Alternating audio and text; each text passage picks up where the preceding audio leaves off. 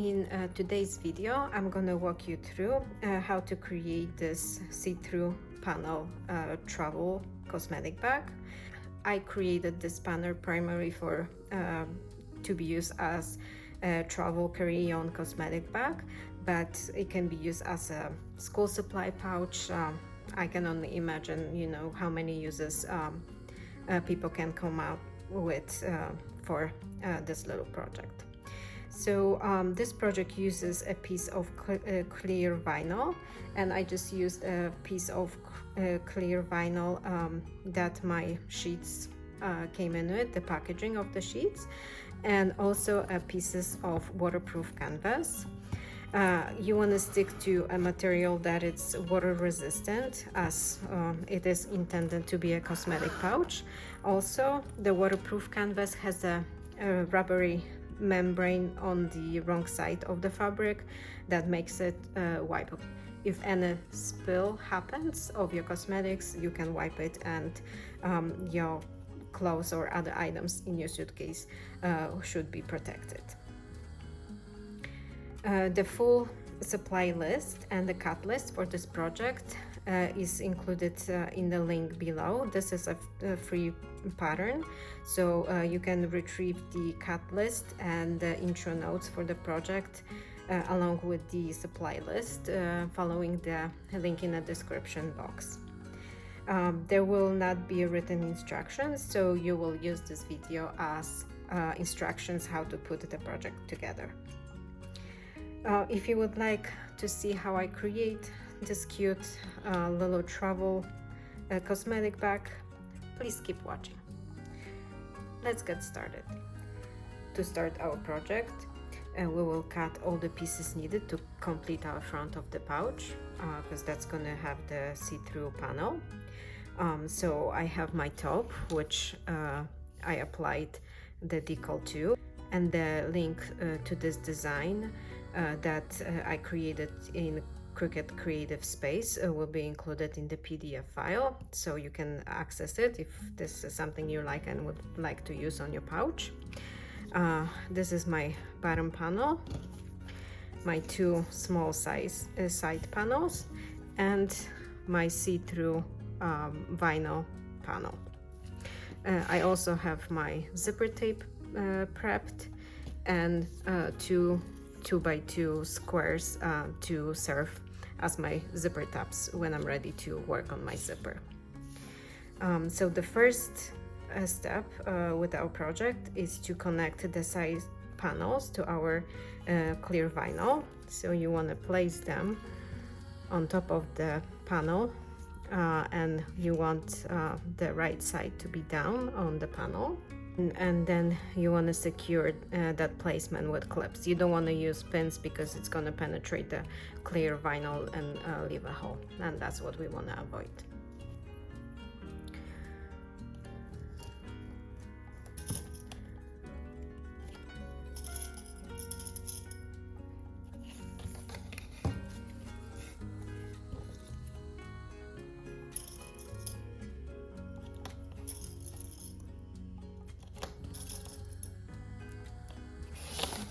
Now that I have my two panels attached to the clear vinyl panel, I'm gonna take it to the machine and sew with the 3/8 of an inch seam allowance and 2.5 stitch length along those clipped edges.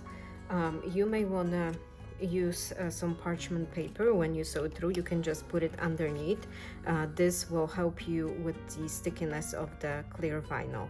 So what I do, I just place a piece of parchment paper underneath my project and I sew through, and then it's really easy to just remove the paper after you have your seam completed. So do that on both sides, and after you have your panels sewn, open the panels and finger press them. Don't press with the iron because you're gonna damage your clear vinyl. And then top stitch along the seam with the 1/8 of an inch seam allowance and 3.5 stitch length, and repeat that on the other side. Now that the see-through middle panel is prepped, we can attach the top and the bottom panel. So you just want to make sure that first of all your panel is the right side up. You don't want to end up with the upside down sign.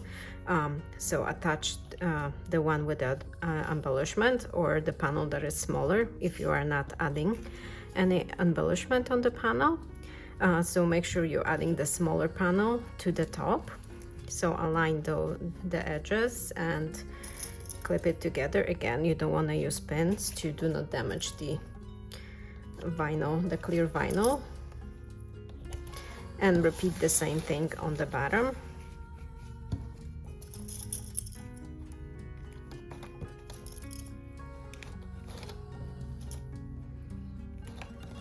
When you have that prepped, and you want to make sure that the bottom and the top panels are right sides together to our see-through panel.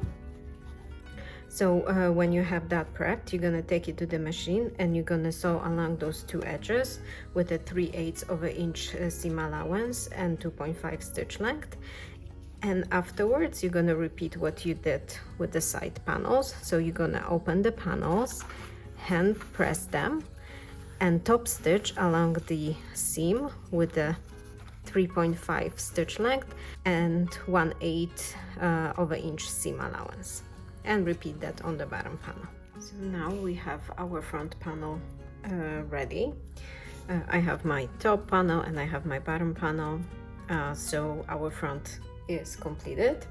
At this point, we're gonna work on our zipper. First, you want to make sure that your zipper tape has the zipper pull inserted.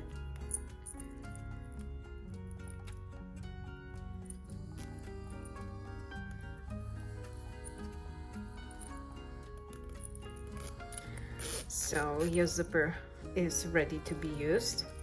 And now we're gonna work on the side tabs for our zipper.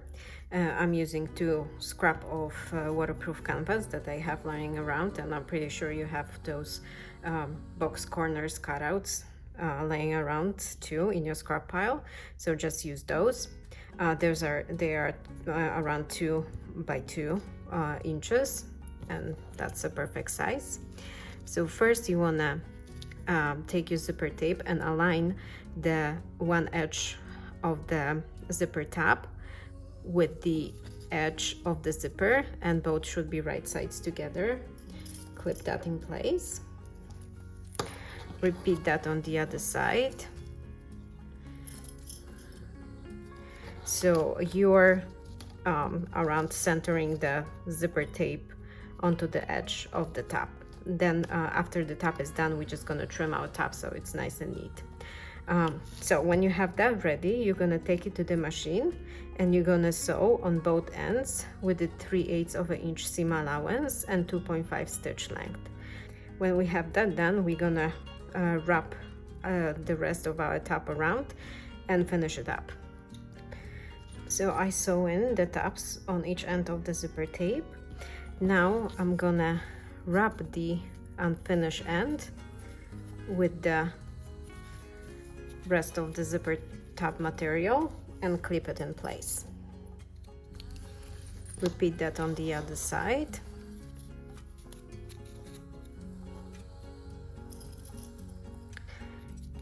And when you have that ready, take it to the machine and top stitch along the folded edges with the 1/8 of an inch seam allowance, and you can use 3.5 or 2.5 stitch length.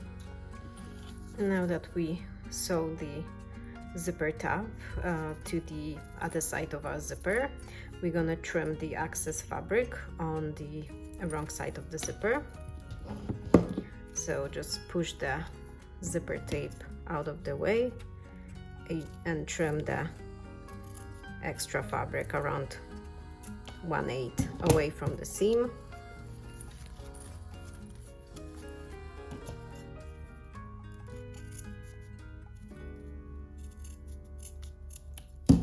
Now the ends of the fabric, they don't show anymore, and now we can trim the top to the size of the zipper.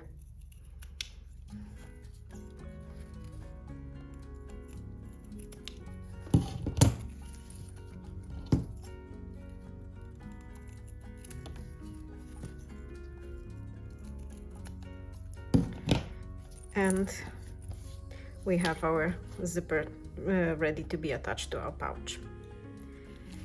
Now we can work on putting our pouch together, but we need the back panel of our pouch, and that measurement will be provided in the cut list.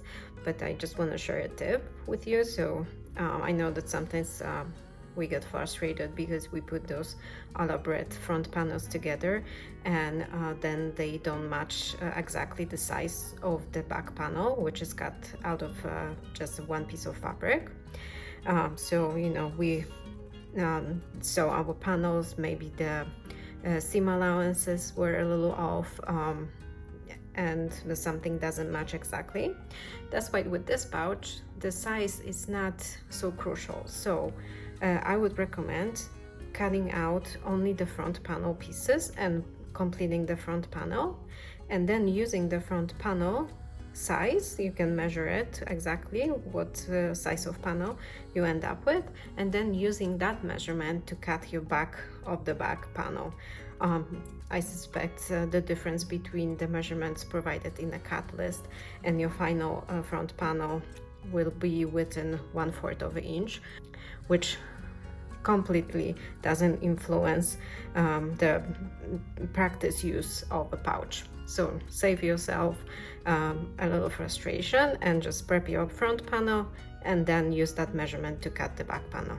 And that's what I'm gonna do right now. So now I cut my back panel using my front panel as a template, and now it matches perfectly. And now I can start working on attaching my zipper. So I'm gonna take the front panel first, and I like my pouch to close from right to left, so the zipper pull is on the left when the zipper is closed. So that's how I wanna have my zipper. And just a note, if your panel came out a little smaller, make sure that the zipper is at least 1/2 inch to 3/4 of an inch shorter from each sides of the front panel. So that's just something to have in mind.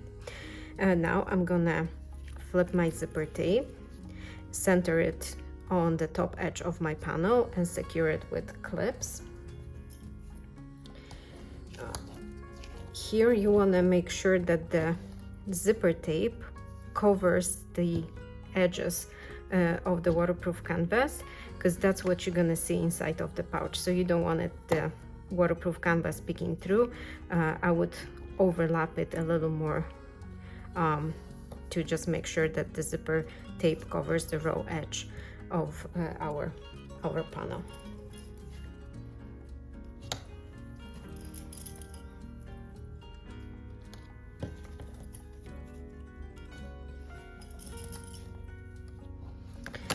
When you have that prepped, you're gonna take it to the machine and sew the zipper on with the 1/4 of an inch seam allowance and 2.5 stitch length. Now that the zipper is sewn to the front panel, we're gonna now attach it to the back panel. So just make sure that you are attaching it to the top edge. Have your panel right side up on your table, and now center the zipper tape along the top edge like you did with the front panel, making sure that your zipper tape edge covers the top edge of the waterproof canvas. When you have that done, take it to the machine and sew it on with the 1/4 of an inch seam allowance and 2.5 stitch length, and remember to back stitch on the end and beginning of the seam. Now that my zipper is attached to the front and the back panel, I'm gonna open it and finger press the front panel and the back panel onto the tape, and take it to the machine and top stitch that seam all through the panel. So sometimes we just top stitch the length of the zipper tape, but because we are not using lining for this project, go ahead and top stitch the panels, the front and the back panel, all the way through with the 1/8 of an inch seam allowance and 3.5 stitch length. So I top stitch the seams around my zipper, and I made sure that my zipper tape covers the raw edges of the waterproof canvas, so I'm gonna have a nice neat look inside my pouch. And now to finish up our pouch, we're gonna use a sewing technique that it's called a French seam, and this way we're gonna have a nice enclosed seam allowances inside of our pouch, so we're gonna have a nice clean look. So the important part is now to remember that we have to clip our project wrong sides together. So don't turn your project wrong side out, just keep it right side out and clip all the 3 unsewed edges together. Make sure your top part of your pouch is lining up nicely, so that's the most important thing, and then just continue clipping around.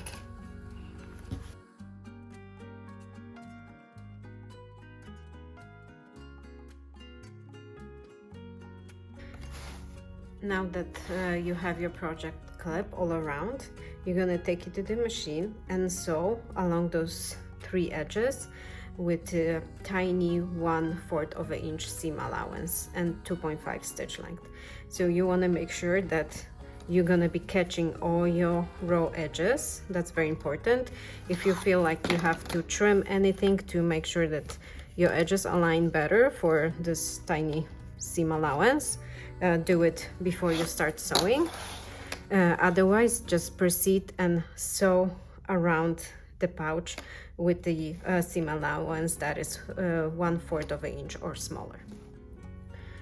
Now that you completed the seam around your pouch, make sure you cut both panels, the front and the back panel, in the seam. At this point you can trim the seam allowances to around 1/8 of an inch to avoid the bulk in your seams when you're completing your pouch. It doesn't have to be precise, that's the part that's going to be hidden in the French seam.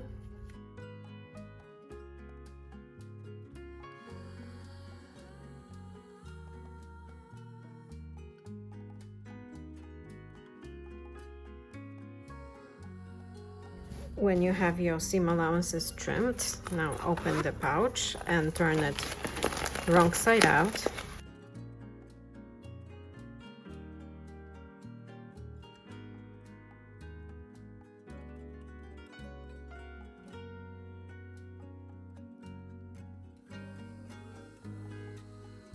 Roll all the seams out to make sure they're nicely pushed through, and work on picking through all the corners. I'll just use the scissors, but make sure you're not gonna damage your project.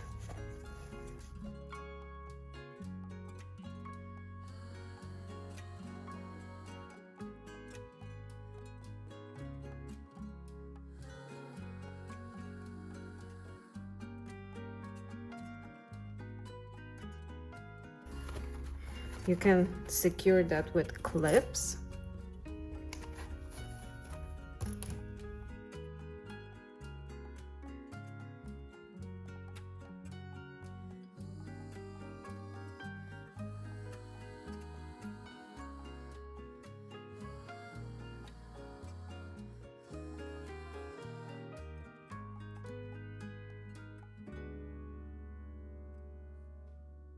And when you have that seam secure all around your pouch, you're gonna take it back to the machine and now sew with 1/4 or 2 3/8 of a seam allowance all around your pouch. making sure you are not sewing in your tabs. So just adjust the seam allowance on the top of your pouch to make sure that your tabs are not caught in the seams. But continue the seam all around your project, enclosing our raw edges. Since our seam allowance was trimmed to 1/8, 1/4 or 3/8 of a seam allowance should be enough to neatly contain the raw edges inside the French seam. Now that your French seam is completed inside of your pouch, you want to inspect it from the right side to make sure there's no raw edges of the seam allowance peeking through, and mine looks good, so I'm happy with that. And now when we have that completed, we're not gonna turn our pouch right side out just yet. We're gonna work on boxing our corners. To do that, you're gonna mark 3/4 of an inch square on each corner of your pouch, measuring from the seam and not from the side of the pouch.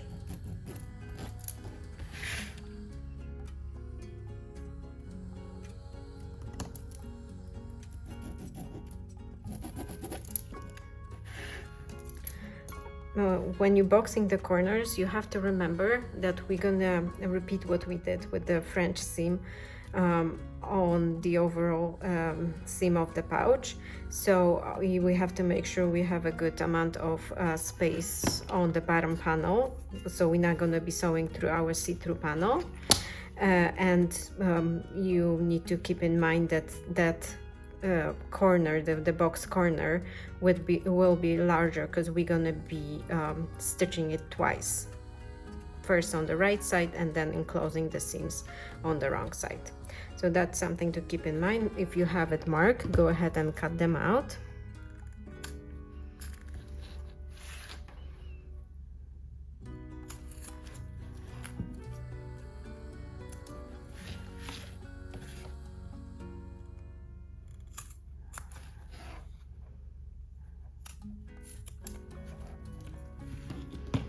After you cut your corners out, turn the pouch right side out.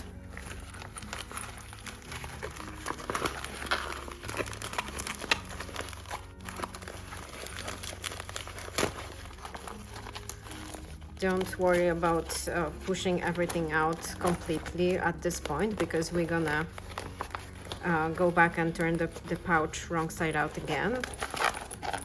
So just make sure your cut corners are out, and align the side and the bottom seam together. I like to push the seams on the opposite side. That gives me a better result. So do that, clip it in place, and repeat that on the other side. And just keep in mind the way you folded your bottom seam. So you just want to make sure it's folded in the same direction on both corners.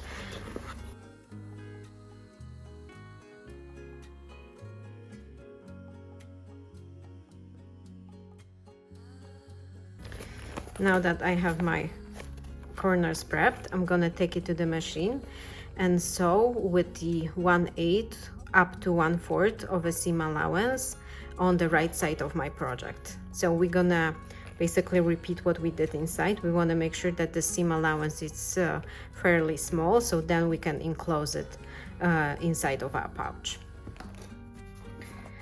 My corners are now sewn. I'm gonna turn the project wrong side out.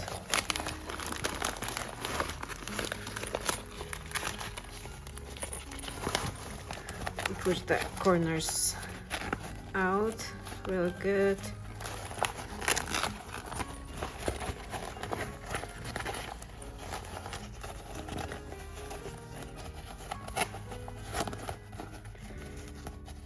And now I'm gonna take it back to the machine and enclose my row seams with a French seam.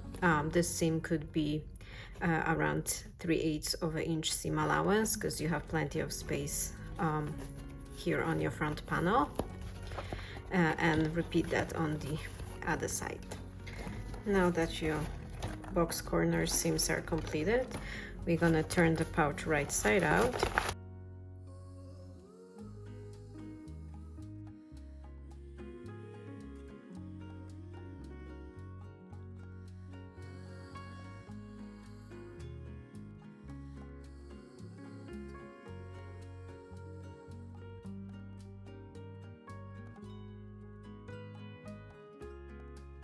And just like that, your traveling cosmetic pouch with your see-through window, it's completed.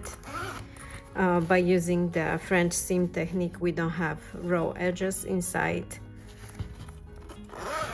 And I think this pouch will be a great addition to any of a carry-on luggage. You're gonna be able to have your cosmetics visible, so if you're gonna be inspected by the PSA agent, they're gonna be able to clearly see what you are carrying in your carry-on luggage. I hope you enjoyed this tutorial. If you did, please make sure to give the video a like and subscribe to my channel.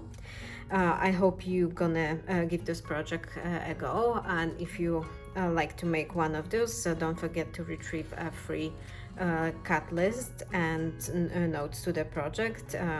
That file is available in the link listed in the description box below. Till the next time.